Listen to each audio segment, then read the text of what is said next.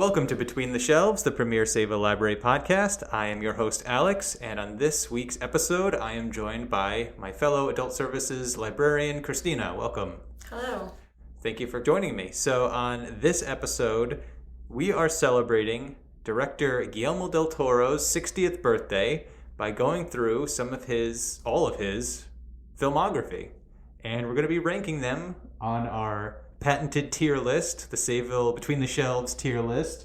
So we're going to be going through all of his movies and ranking them as a must-see movie, a worth-a-watch movie, a Del Toro diehard, or a skip. So we're going to be going through all of his movies, and we're going to be categorizing his movies into one of those tiers. So those are from best to worst. The reason we're doing this episode, I think, is because we're both huge Del Toro fans, or at least I am. When we were brainstorming ideas months ago for episode topics, we must have been pretty desperate for topics because we were searching birthdays, and I mentioned, it's Guillermo Del Toro's 60th, and Kristina, you, I think, agreed with me that he deserves his own standalone episode. For sure. So, yeah, let's get into it. Why waste more time? So Guillermo Del Toro's directorial debut is the movie Cronos from 1992. Should we just give like a brief description of the movie and then get into what our rankings? Okay, so here's my little brief description I wrote up. An ancient mechanism that is believed to grant eternal life is discovered in the rubble of a collapsed building in Spain. The mechanism winds up in the hands of an antiques dealer who, upon inspecting the device, triggers it to come to life and inject him with a mysterious liquid. Soon the old antiques dealer finds his youth returning at a bloody cost. Further complications arise when other hunters of the device hone in on the dealer's shop. This lays the groundwork for a lot of what we'll come to expect from Del Toro in the future. It has vampires, it's dark, it involves a young boy or a young child getting mixed up in horrific, monstrous events. Dealings. It's a very fairy tale-like. It's got Ron Perlman. It has Ron Perlman, most importantly. You'll be hearing that name a lot in this episode. Yeah, it was. What were your thoughts on this movie? I enjoyed it. I did not watch these in order. This is one of the later ones that I had never seen that I watched, and I appreciated how short and well-paced it was. Yeah. I never felt like there was anything dragging and it was like a really cool take on vampires. Yeah, definitely. Yeah, I love when you don't get like the typical vampire story, and Del Toro has quite a number of twists on the vampire tales along the years. This was nominated for Best Foreign Film when it came out. So right out of the gate, he was being recognized as an up-and-comer, at least. It does suffer from, being his first movie and being an unknown director. It's a pretty... I don't think it was necessarily a low budget for the type of movie it was at the time, but it does kind of feel a little dated going back on it now. But I thought it was fun. It definitely gives you a taste of where Del Toro's interests lie and what you can expect of his future works. Yeah. What did you have this ranked as? I thought this is worth a watch. Like, it's definitely not required, but... Yeah. I had this as a diehard. Yeah? As a Del Toro diehard. Only because I think there are much better movies to come. And if you like what's to come, then this one is definitely worth going back and seeing. Yeah, I guess my thought was, if you like his movies, even if you're a casual viewer of his movies, you may enjoy watching this one. And I think if you're a vampire movie, if you like vampires, then I would say, this is probably worth a watch then. Because it is a fresh take. It's the fact that it's from like a different culture, from like a Spanish director's perspective on vampires, like just gives it already a very different kind of taste than Western vampire stories have been. They seem kind of stale at this point. Mm-hmm. So I would say I had this as a diehard, but I could be persuaded to be worth a watch. So just another thing about this movie, when I was looking up some trivia for it, the movie went over budget by $500,000, which Del Toro himself covered by taking out private loans, and Ron Perlman, who played, what did he play in this? Was he one of the priests or something? He's like a rival antique dealer, sort of like strongman. Yeah. that classic archetype. So Ron Perlman took a pay cut in order to help the movie get made too. So I think that Ron Perlman, who was a pretty established actor at this point, at least in European markets, for him to willingly take a pay cut showed that he trusted Del Toro. And I think Del Toro, this was his first movie, really appreciated that. And I think a friendship was born that will come up again and again and again as we get through his filmography. Mm-hmm. All right, so now we skip ahead to 1997 for the movie Mimic. So now Del Toro is getting his shot in Hollywood. This is his big Hollywood breakthrough. So in this movie, cockroaches are spreading a deadly disease in New York City. To combat the infestation, a genetic engineer creates a mantis-like bug to eradicate the infestation. It works spectacularly. But 3 years later, a New York City police detective and the CDC director are investigating a series of murders in the subways and the tunnels under the city, and they discover that they may be connected to the mantises. So this is a sort of, I guess it's more sci-fi technically. Yeah. I put it as a disaster movie. Yeah, it's unique, to say the least. Del Toro hated making this movie, and all of my trivia that I was finding was just quotes of him saying how much he detested this process. This movie was produced by, it was a Miramax movie, I think, which meant it was produced by the Weinstein brothers, and Del Toro was butting heads with them constantly throughout the production. Yeah, I did read that there is like a director's cut. Like he disowned the original cut because it had too much interference, and then he later released like a director's cut. Interesting. I'm surprised he even was allowed to do that. I would be surprised that he had any control over the final product at all. So a couple of notes about this movie. Norman Reedus is in the movie. This is his film debut.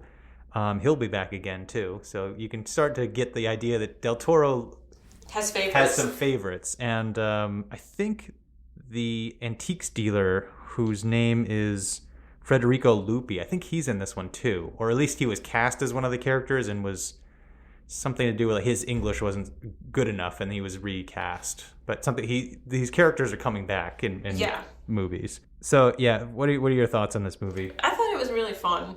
Yeah. I as much as I heard only bad things about this movie going into it, but I was entertained. Yeah. It does feel like a lot. It's got like that kind of Matrix-y kind of vibe a little bit. Yeah, it's very green toned. Yeah. And I mean, it feels very characteristic of that time period where like there were all of these like New York City kind of disaster movies. Yeah. Like a pre-9/11 disaster movies too, where it's like fun. Yeah. What do you think of the monster, the mantis creature? He's a weird little guy, you know? Yeah. So Del Toro has definitely a love of like bugs and stuff, like weird creatures like this, and this was kind of like his first shot at like making a bigger budget version of that. Yeah. And I think it succeeds when the creature is small, like when it's like the size of like, I don't know, like a small dog or something. Like it looks like really creepy. Like, oh wow, this is like disgusting. I mean, any size bug coming anywhere near me. Yeah, you can have a problem with that. Once it becomes like man-sized, it gets a little not so good, and then because it gets away from the practical effects and starts going into CGI, which doesn't age very well, as you can imagine from a movie from 1997. So, so what did you rank this movie as? I put this worth a watch. So, looking at my notes, if I thought the movie was fun to watch in any way, I did put worth a watch. Okay. That's sort of my scale. That's fair. I mean, maybe I shouldn't have been so critical, because I had this one as another Die Hard movie. But I should say, like, every Del Toro movie, even if it's his worst movie, is still, like, very enthralling. Yeah. And entertaining.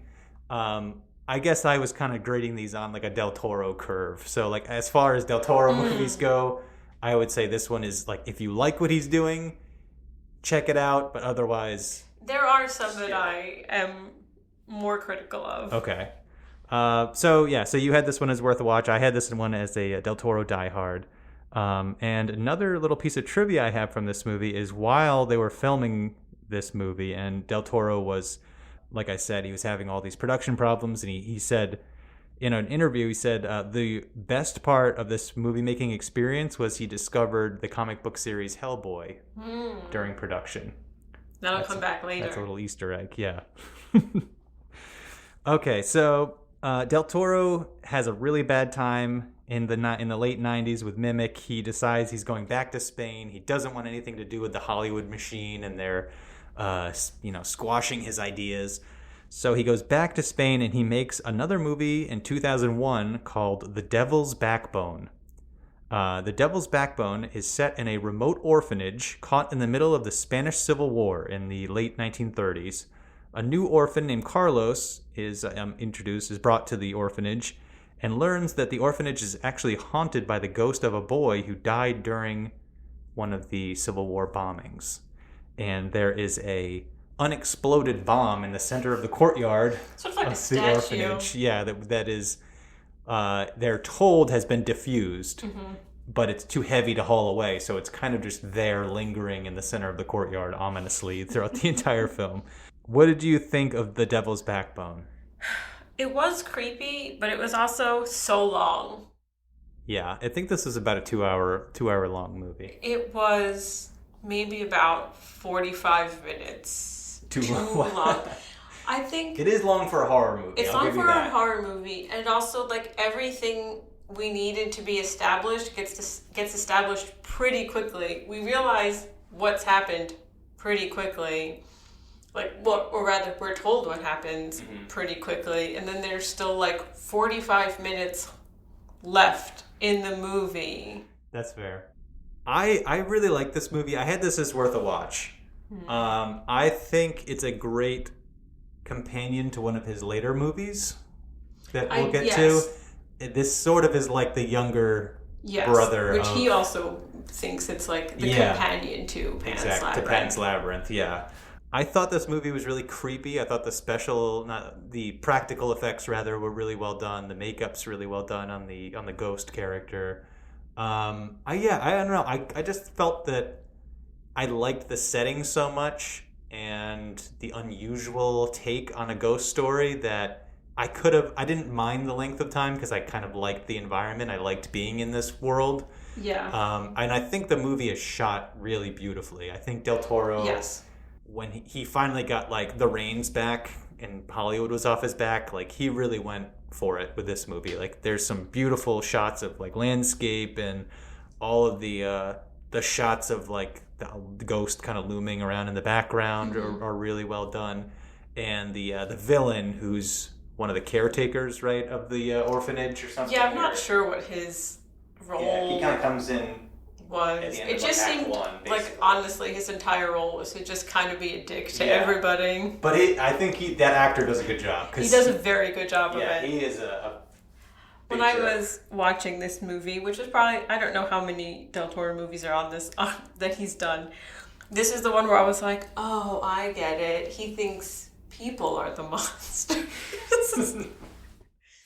This is the movie it clicked for you. It's the movie it clicked. Not any of the others. This one. Yeah.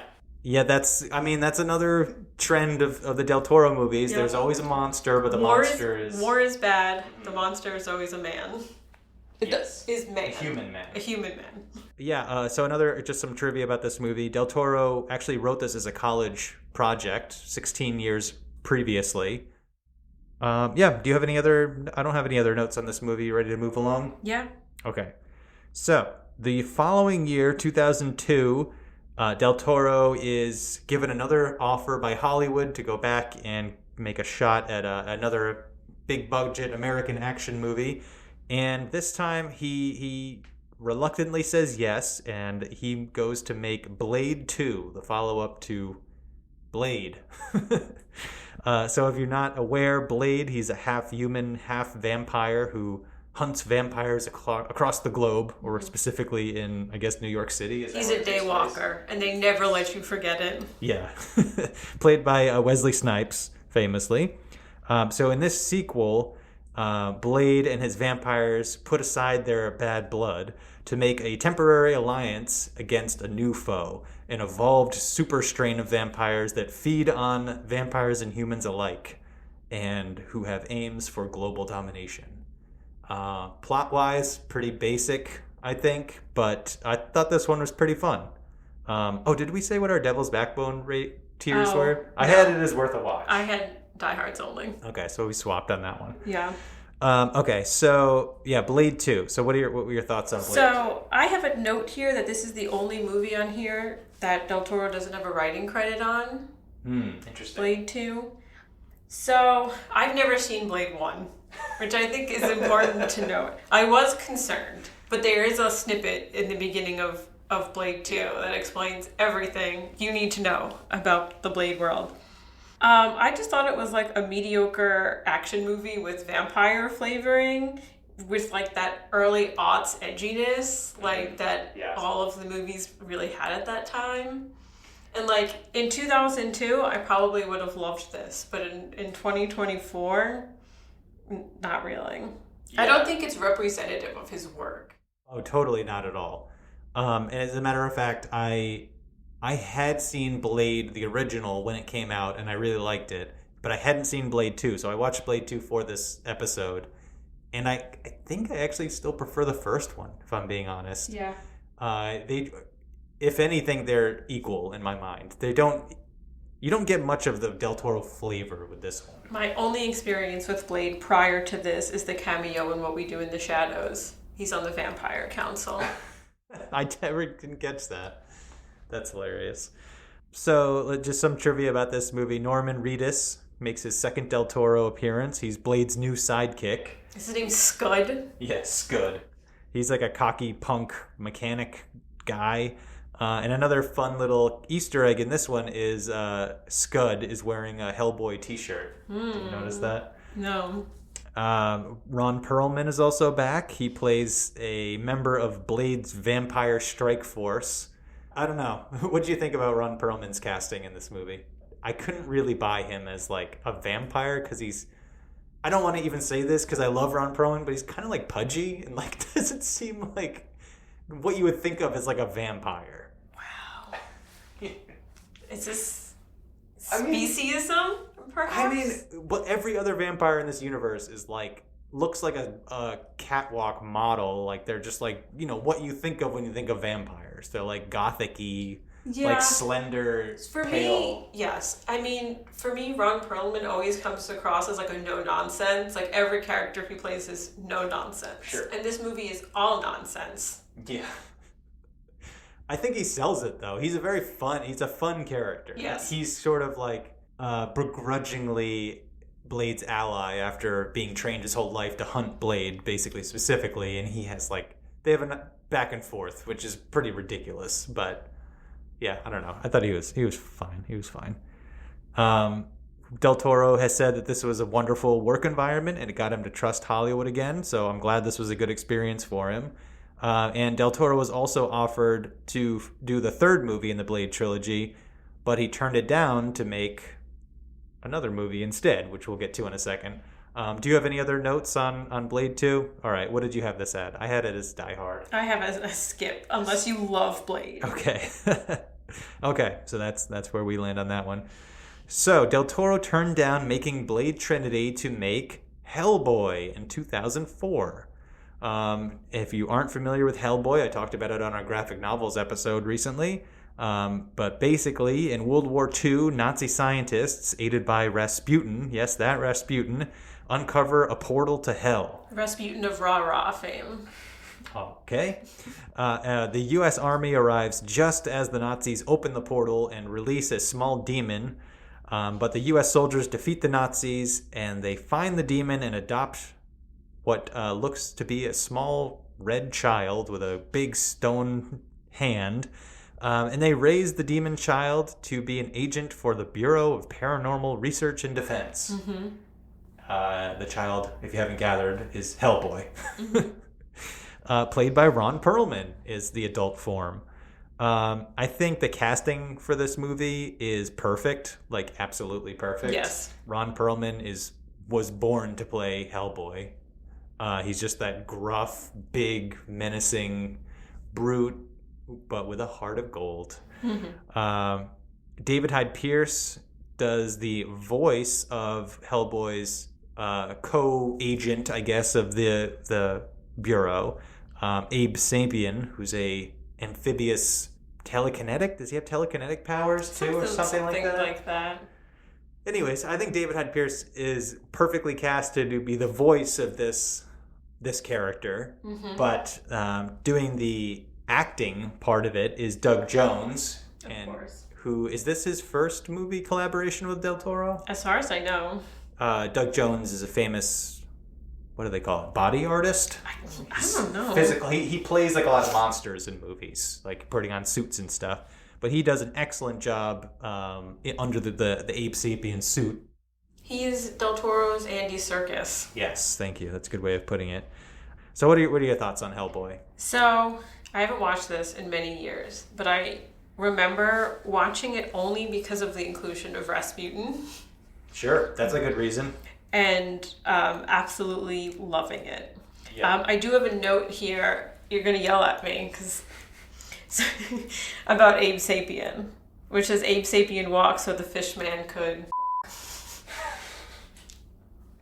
You're really putting our censors to work when we have Kristina on. They can't sleep for a second. There's no other way to really put it. It's true, though. Yeah. No, it's true. The character we'll get to in a later movie is very reminiscent of Abe Sapien. But yeah, I remember absolutely loving.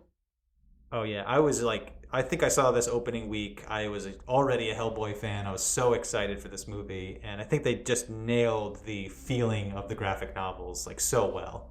If you're not familiar, it's just like a fun, kind of creepy action thriller with a lot of Monster of the Week sort of Cthulhu-like monsters popping in and Hellboy basically punching them to death. It's got a lot in common with Blade 2, I think, but it's just, instead of being like a Hollywood production, it's Del Toro just getting complete free reign to do whatever he wants. And then another note I have here that I think really elevates this above just a normal action movie is the relationship between Hellboy and Liz, who was another agent. So Liz is she's like pyrokinetic powers, like she can create flame and stuff from her mind. But they both kind of struggle with alienation, being like these outsiders in the world because of their powers, or Hellboy looks like this giant monster and they have to hide away from the world. And it just adds like a depth to the characters that you wouldn't really get in any other action movie.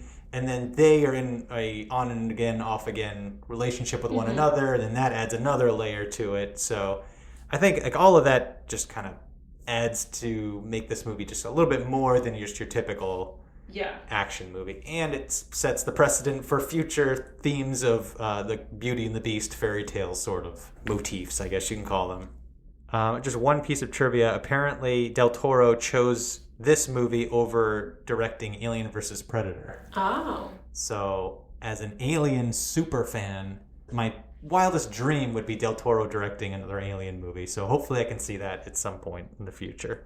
But man, what a weird alternate universe that would be. Yeah. I'd love to see that. In another timeline. So what did you have Hellboy as? I have Worth a Watch. I also have it as Worth a Watch. I think anybody who's a fan of action movies will like it. If you like fantasy movies, you'll like it. If you like horror movies, you'll probably like it. I think it's just a great fun watch. Mm-hmm. Okay, so now we're getting to the crux of the episode. So in 2006... Now with us having established himself as a big Hollywood director, people trust that he can put together a film. He directs what I consider maybe his best movie, Pan's Labyrinth. Would you like to give a crack at this one, or? Sure, I can try. I've only seen this movie a bajillion times. This is one of my favorite movies of all time. A young girl in Spain during World War II is like stationed with her mom and new stepdad, who is a high-ranking military man. And her mom is pregnant with a new sibling, and her stepdad isn't very nice, to say the least, to her. So she's sort of looking for an escape, and she is offered one through some magical worlds, a nice creepy fawn. She has to, I think, complete 3 tasks. She's told she's the princess of a magical kingdom, and she has to complete 3 tasks so her father will claim her. I think they say, like, to ensure that she still hasn't lost her magical essence or something. Because she's spent so much time with the human world, they want to test her to see if she's still... Yeah. So she goes through a number of creepy tasks. All the while, her mother is sort of dying from her pregnancy, and her stepdad doesn't really seem to care because now there's a baby boy in his life and he needs nothing else. Yeah, I have a note that the captain is one of the most evil characters in cinema. Yeah. He's brutal, he's heartless, he has some very intense scenes. Mm-hmm. So the reason they are camped out, or the outpost that they're stationed in is in the forest, and if the backstory of this movie is the captain is like part of like the nationalists in the Spanish Civil War, and it's at the ending days of the Spanish Civil War in World War II, and they're basically flushing out any rebel encampments that are like kind of hiding out in the woods. So that's why they're out in the woods, and it's pretty vicious when they do get into that aspect of the story. Like, yes. Yeah, and again, this kind of goes back to the theme we were talking about earlier, where like the true monsters of these fairy tale stories are always the humans, because the scenes where they show monsters in this or fantasy creatures and stuff, though some of them are very creepy, even in my eyes, the more horrifying scenes in this movie are what the captain does. Yes. And he makes his men do. Mm-hmm. This movie it won a bunch of Oscars for makeup, cinematography, and art direction. Art direction was later renamed production design. I think it was well deserving of all of those. I don't know if Del Toro was nominated for director, but he should have absolutely gotten that as well, that recognition. Yeah, I don't know. The shots are just so well composed. It's just such a confidently made movie. Yeah, and I think a lot of it is now iconic. Yeah. Like when you think of Del Toro, you think of the Pale Man and his hands. Sure. Yeah. Getting a little bit ahead, but in the trivia I looked up in this movie, that the Pale Man that you're referring to, so apparently at the premiere of this movie, sitting next to Guillermo Del Toro was Stephen King. Oh, yes. The author. And apparently Guillermo Del Toro noticed that Stephen King was squirming in his seat when they showed the Pale Man, who was one of the creepiest monsters ever. Yes. And he said he marks that as one of the highlights of his lifelong career.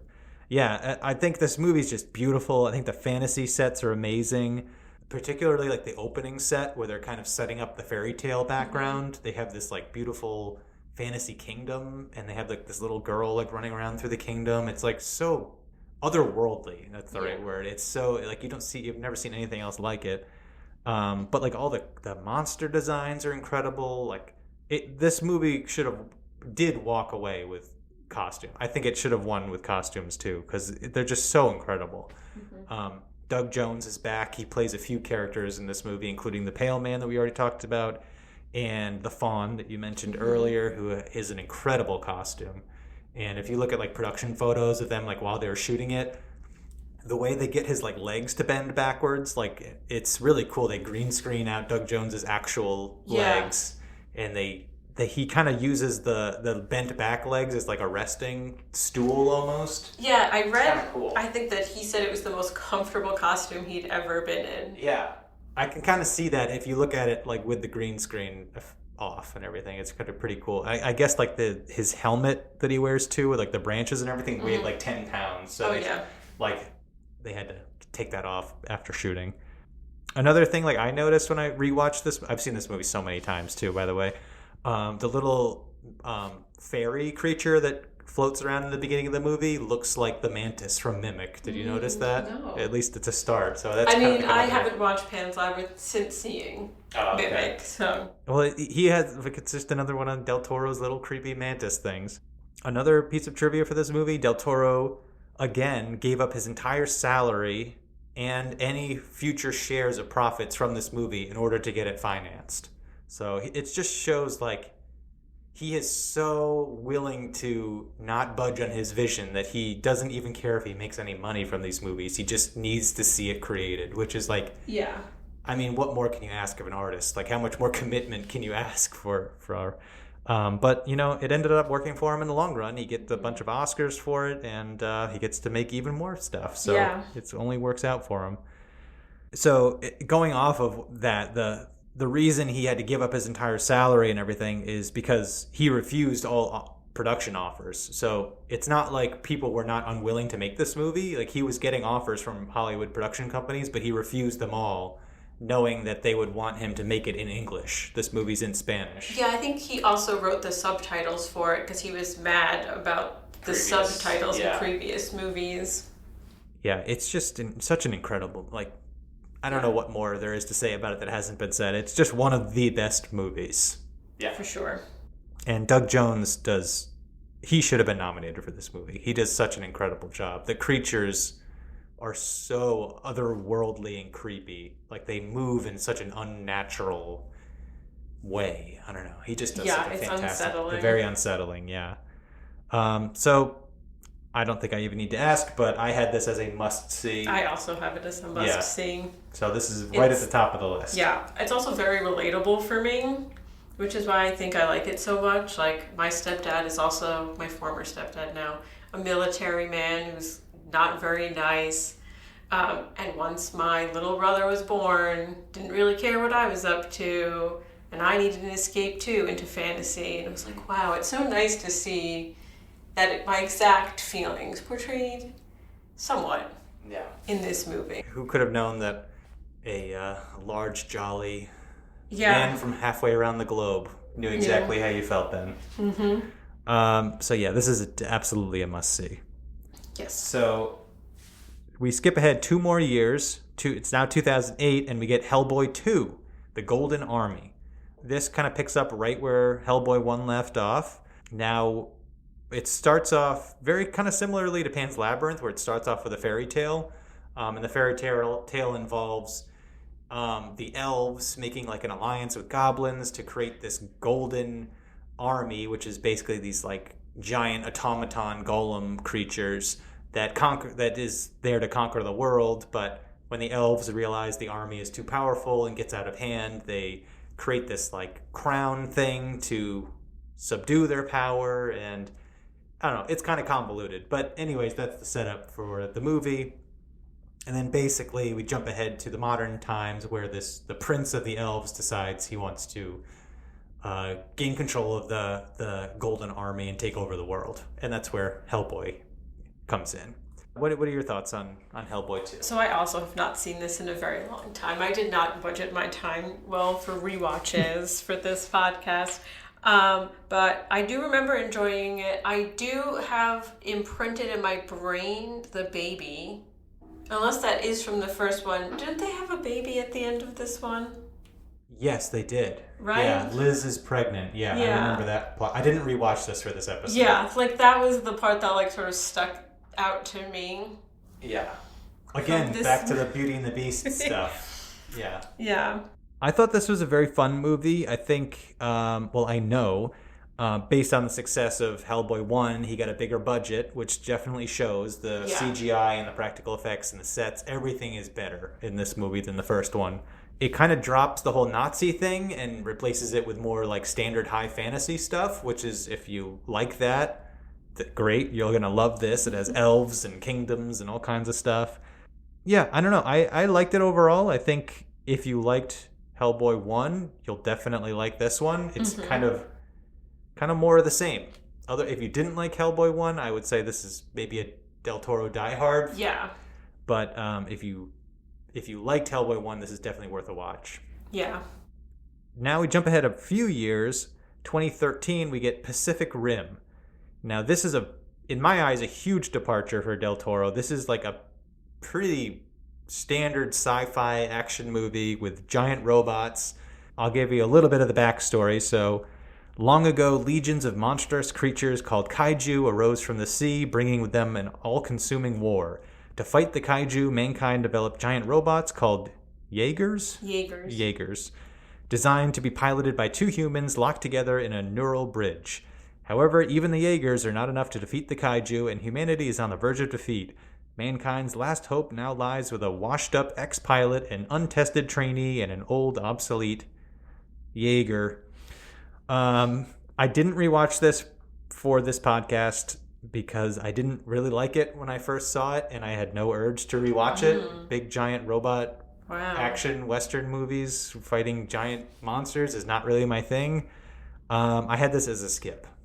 Wow. And I have no more notes for it. I have this as a must-see. This is a big departure. As big a departure as you can get. So I think this is probably more of like, I guess if you are a 2013 Tumblr girly, you probably are very well aware of this movie. But I think drift compatible, which is what the two Jaeger pilot, they have to be drift compatible to pilot together. And that sort of made its way into the vernacular a little bit. That was like a dating term in 2013? Well, sometimes you want your friends to be drift compatible. I've seen, people doing illustrations of like Steve Irwin and a crocodile being drift compatible in a Jaeger. Can you explain that concept to our listeners? Drift compatible? What drift compatible means in relation to Pacific Rim? I guess, so in order to pilot a Jaeger, I guess for some reason you have to be able to split the mental load. So two people have to be able to pilot it together simultaneously without really communicating. So they have to be so compatible that they can like predict what the other is going to do. Yeah. So you're splitting the body of this giant robot. Yeah. But you have to operate it as if it's one unit. In sync, yeah. The scientists were very big. There's a lot of queer subtext there between them. I just thought this is so fun. It's so silly. Like, if this is your thing, like if you like, I don't even know. What are some other ones? Like I shouldn't say I don't like giant. It's mechs versus kaijus. Like really any. I shouldn't say that's not really my thing because I love Evangelion. Yeah, I was gonna say if you love Evangelion, I love Gundam. This is like a non-existential version. Yeah, I guess that's what makes it for me. Like, I need everyone to be really sad for me. Yeah. A lot of them are sad. The washed-up pilot, Idris Elba is kind of sad. Yeah. I don't know. Maybe I need to rewatch this one, but I couldn't even be bothered to rewatch it for this episode. So we have a skip and a must-see. So if any of this appeals to you, check it out. All right, do you have any notes or trivia or anything you want to share about Pacific Rim? Okay. So we're going to move on to another movie that I think will also be divisive between us. In 2015, Del Toro directs Crimson Peak. Do you want to try to summarize this one? Or I did watch it very recently. Okay, go for it. So a sort of like, I guess, youngish woman wants to be a writer, and no one is really taking her very seriously because she's a woman. And she is part of high society. And she meets a man, Tom Hiddleston, who shows a lot of interest in her writing. So much so that they sort of fall in love. But her father doesn't want them to be together because he doesn't really trust Tom Hiddleston, whose name I can't... Thomas Sharp. Tom Sharp. Sir Thomas Sharp. Yes, he's a baronet. Doesn't really trust him, so the father kind of forbids them from ever seeing each other. There's also Charlie Hunnam plays like a beefy doctor who is interested in her, and her father's trying to really steer her towards that way. Like, look at this much better match. He's much more interested in you. But she's like, well, but this guy likes my writing. So the father ends up dead, murdered. And in her grief, she marries Sir Thomas Sharp and moves into his creepy bleeding house where he lives with his sister. And as she's there, lots of creepy things start happening. The house, aside from leaking red from the walls, there appears to be a ghost played by Doug Jones. Mm-hmm. There's also like a gaping hole in the ceiling. Like the house is in disrepair. Yes, it's always snowing in the house for some reason. Yeah, the house is falling apart. It's sinking into the ground. and he has a sister who's kind of aggressive, and we don't really know why. And as the movie goes on, we discover that there are a lot more secrets than we were led to believe. I think you nailed it. I think that anything beyond that is... It's going to get into spoiler Yeah, you got to watch it.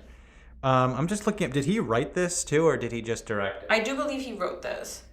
So, I had this as a skip, but now, having dwelled on it a little bit more, I think this is more of a Die Hard for me. I think the sets are great. I think the wardrobe is great. I think that's pretty much standard for any Guillermo Del Toro film. Mm-hmm. I found the story a little bland. I wish it was more fantasy, a little bit more fairy tale-y. And it wasn't scary. I was expecting it to be like a scary movie. It wasn't scary. It was creepy, unsettling. Yeah. I guess I was going into it expecting it to be more of a horror take, but it was not at all. It's more of like the gothic kind of house story. Yeah. Really. It also has like big Jane Eyre vibes. Yeah. Jane Eyre is one of my favorite books of all time. This is like Jane Eyre, except if the crazy wife in the attic was his sister. Yeah, it felt kind of derivative to me. I think that's why I didn't... Like, it didn't feel like, oh, this is like a Del Toro creation that, like, you can't see anywhere. It felt like he was, like, adapting this from, like, a previous movie or something. You know what I mean? I don't know. I'll bump it up to a Die Hard. I'll have this as a Die Hard. But, yeah, I can't go any higher than that. Yeah, that's fine. For me, this is a must-see, but this movie was legit made for me. I am 100% the target audience for this.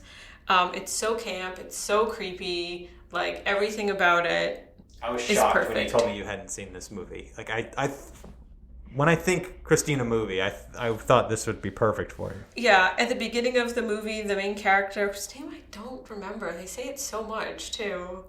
Edith? Oh, yes. Another, like, a society mother makes some kind of, like, comment about how she's going to be like Jane Austen and die a spinster. And she said, well, I'd rather be Mary Shelley and die a widow. I was like, yes. Yeah. Beautiful. Do you have any final notes on... No. Everyone should watch it. All right. So now we're moving on to 2017 for Del Toro's The Shape of Water. This movie won Best Picture when it came out. I would say to call this movie divisive, I think would be underselling it. But it cleaned up pretty handily at the Oscars. Again, it won Best Picture. Del Toro finally gets his Best Director Oscar, his first time. And it won for Best Production and Best Score. It has, in my opinion, one of the best opening scenes of any movie ever. The opening shot where it's kind of winding through the hallways underwater and you see Sally Hawkins floating gently down onto her couch, and then she wakes up from an alarm and it goes all like a dream. Beautiful, beautiful opening shot. I forgot to write down like a summary of this movie, but I think I've seen this movie enough. I can probably wing it. Basically, Sally Hawkins, it's set in the early 60s. Sally Hawkins is a custodian at a big government research facility, kind of a top secret government laboratory sort of thing. And she's working there when they bring in this, what do they call it? Asset. This government body basically comes in with this creature that's locked up in this like big metal containment thing, and they release it into its cage, and it turns out to be this like amphibious humanoid sort of creature. And Sally Hawkins is tasked with cleaning out not its cage, but cleaning like the lab. Yeah, I think it's important to note her character is deaf. Oh yeah, thank you. She's deaf. And basically she slowly develops a relationship with the creature, and yeah, it goes from there. Some of like the themes of the movie it's sort of like an assembly of outsiders, and you can imagine who those people are in the 60s. It's the disabled. It's Sally's coworker is a black woman, and her neighbor in her apartment building, who is also her best friend, is a gay man. So all of these make up sort of like the... Oh, and there's also one of the scientists that works at the lab that she's sort of teams up with, I don't want to, maybe I'll cut that point out because it's kind of spoiler, but there's another outsider as well in the 60s. So you kind of get like their little vignettes of all of their lives as well throughout the movie.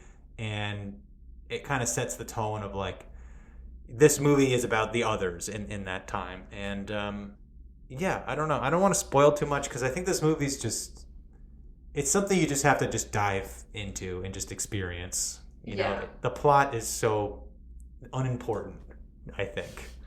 I don't know. What are your thoughts on The Shape of Water? I love this movie. This is sometimes, how do I phrase this? And I already used my F-bomb.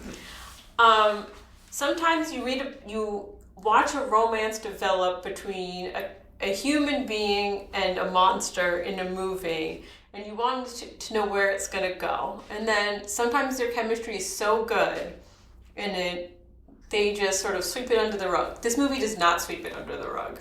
And I think Del Toro was speaking for all of us who love that kind of thing when he made this movie. Yeah, that was very much on his mind when he was writing this. It was like he watched Beauty and the Beast and was like, but what about like all the other parts of our relationship? Like it's not just like sharing a rose and having a dance. Yeah. It's like there's other parts. I mean, it's not explicit in any way. There's a very humorous scene where Sally Hawkins explains to her best friend how it all happened logistically. They dance around it, but they also, get into it. Yeah. And it's, I don't know, it's that... He doesn't shy away from it, the fact that it's sort of like a taboo love story. Right. I don't know, this movie's just like absolutely dense with analogies and symbolism and everything. And to go through all of it, we don't have enough time to go through all of it, but some of like the main ones are like, the color green is everywhere in this movie, and one of the characters explicitly says like green is the future, and it's like everything that's tinted with green is like all about like progress and the future and the good and bad that comes with that, and like what different people's perspectives on what the future is and everything, and that's a big one. But an even bigger symbol I think are eggs in this movie. It's hard not to pick up on this, but like eggs are everywhere in this movie. Like the opening shots of the movie have Sally Hawkins boiling hard-boiled eggs for her breakfast, then using an egg timer, which ties into what the eggs probably symbolize in the movie, what she's doing while the egg timer is going off. And it's just everywhere in this movie. And it's just, you can tell that Del Toro had been like working this movie over and over in his mind for a long time, because there's just every shot of this movie has something going on deeper than the surface. And like another one that stood out to me is like one of the evil characters in this movie is eating surf and turf, and and it's kind of like surf and turf is kind of like the relationship that he is trying to break up between Sally Hawkins and the surf. Sorry. Yeah, I don't know. I just have like a lot of weird trivia about this movie, and I could talk about it all day. I love this movie.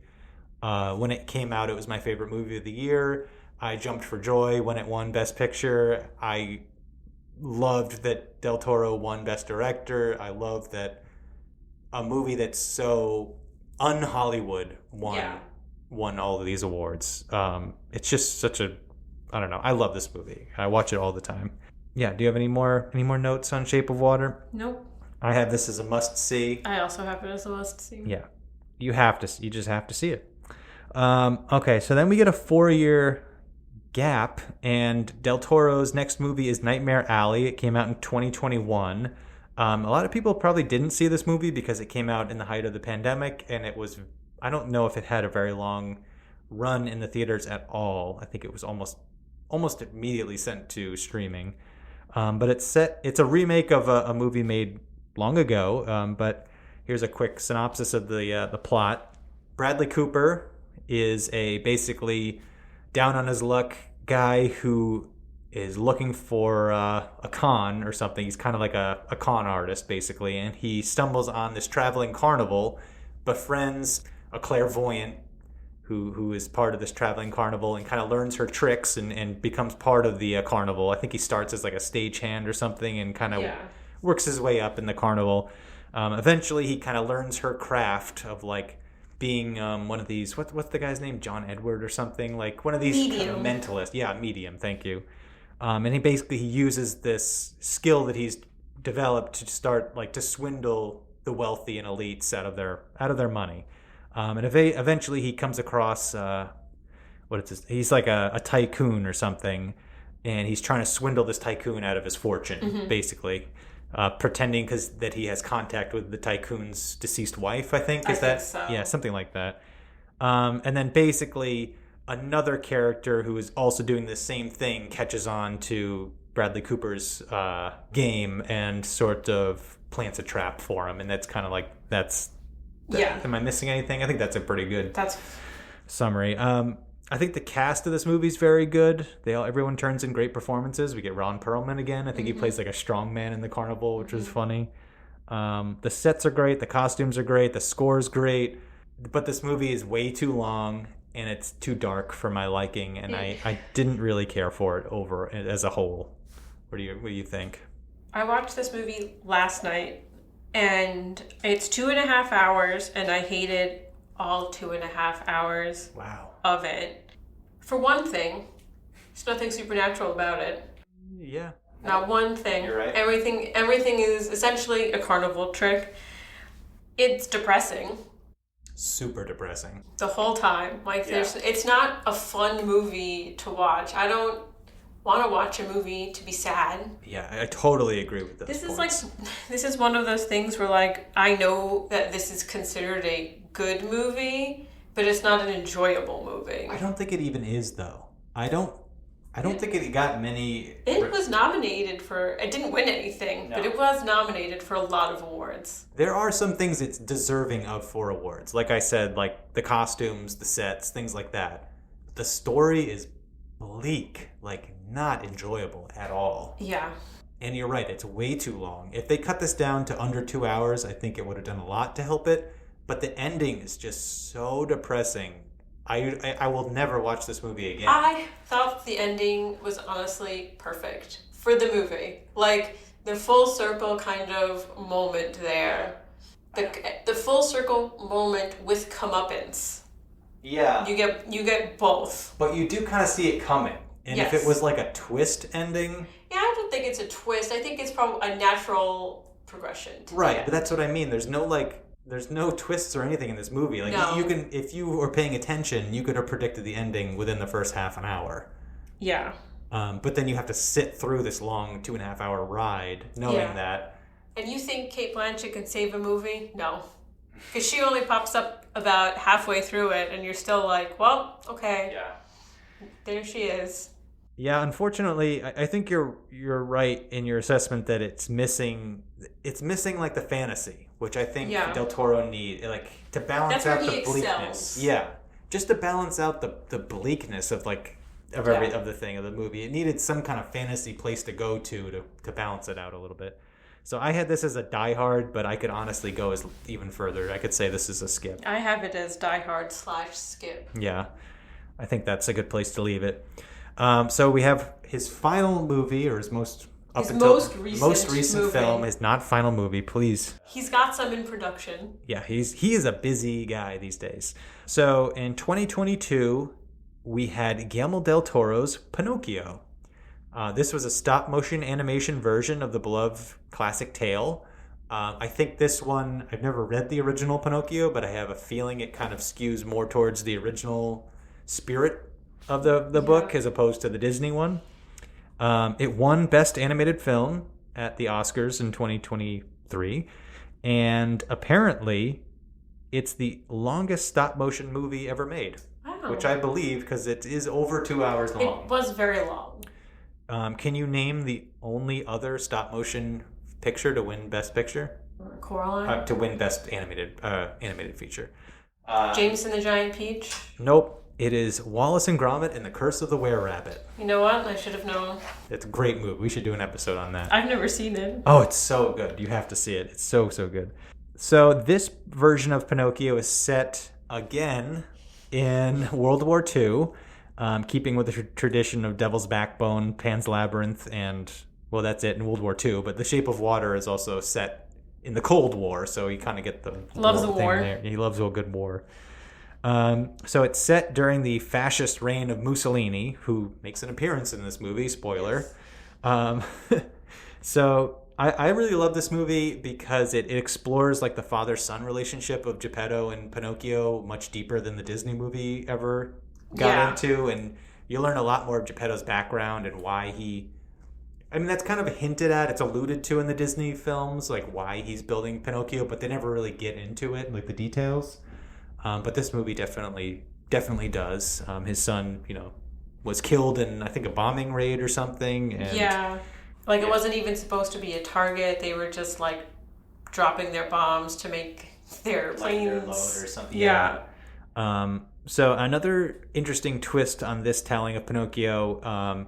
Pinocchio dies in this book, and he meets Death, who informs him that Pinocchio is immortal, but every time he dies, he will spend more time in the afterlife before he's resurrected. So that comes into play at a couple of points throughout in the story, especially the finale. Yes. But that's just an interesting twist on the tale, and it adds some weight to his deaths or his mortality. Yeah.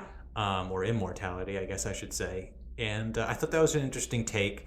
And I think that's where some of the best animation is, too, in the movie, is when they show she's not the blue fairy in this one. She's like a wood sprite. The wood sprite and Death. Both characters look really, really, really cool. They're sisters. Yes, that's right. So, this was like a passion project for Del Toro. He'd been trying to make it since 2008, but he was insistent that it had to be his vision set in a war and all, and not necessarily like a kid's movie. And he was also adamant that it had to be stop motion animation, which I think, looking at my notes, like it was going to increase the cost like $30 million or something, which for like an animated movie about like a World War II Pinocchio telling, like I could understand why not many studios were willing to pick this up. But eventually in 2017, Netflix fronted the bill and got it made. So good on Netflix for that. And then another piece of trivia I have is John Hurt, the actor who had appeared in previous Hellboys, also an Alien, the best movie ever made. He was the kind of leader of that bureau thing in the previous Hellboys. He was supposed to play Geppetto, but he died in 2017, so he couldn't fulfill that role. And it's Ron Perlman's 8th Del Toro movie. He played, I forget what his name was. What they do in this movie is to make it more grounded in reality. They take all of like the animal characters from the Disney movie and they make them into like humanoid characters. He plays one of those. He's one of the bad guys. I'm pretty sure. But I don't know. What were your thoughts on Pinocchio? So I really loved this. He co-wrote this with Patrick McHale, who wrote Over the Garden Wall, which is like another kind of like creepy retelling of Dante's Inferno, which is sort of a team up that I should have known I wanted but didn't know until I saw this movie. I love the animation. I thought it was the perfect ratio of just a little creepy. Like everything was just a little creepy. Even Pinocchio with his like... Yeah, he looks more like unfinished. Yeah, he's more wood, less boy. Yeah. Really. Through all of the movie. Yeah, I like that I like that because it helps with like the theme of like you don't have to be like perfect to be loved. Like he never changes. He's always Pinocchio. But yeah, I really enjoyed it. I thought it was interesting to watch. I guess we just really hate fascists, which I think is probably a good theme to have. Del Toro like really has it out for fascism. Yeah, can you believe? I love this movie, and I can definitely see why Del Toro wanted to make this movie. Like knowing about like all of his style and all of his movies that he made, I can understand why Pinocchio had such an impact on him. Yeah, because like the original Pinocchio from the 40s is one of my favorite Disney movies because for the same reason. I watched it when I was very young, and it left an impression on me because it was so creepy and so just unusual, and I don't know, it was so fantastical. And I think for all of those reasons, it definitely dropped a seed in Del Toro's creative endeavor, what would become of his creative projects down the line. Do we have any final thoughts on Del Toro for his 60th birthday? No. Well, we want to wish, if he ever listens to this, I'm sorry that we said some of your movies are skippable, but just know that we love your work, and you're the only director we've done a standalone episode on, so you have that going for you. A real honor. You can put that feather in your cap. And so a happy birthday to Guillermo Del Toro. Happy 60th. And I hope we have another... And many more. Many more movies to enjoy and talk about on the podcast. So Kristina, thank you for joining me on Del Toro's 60th birthday bash. Anytime. We'll do one for his 80th birthday. All right. Bye, everyone.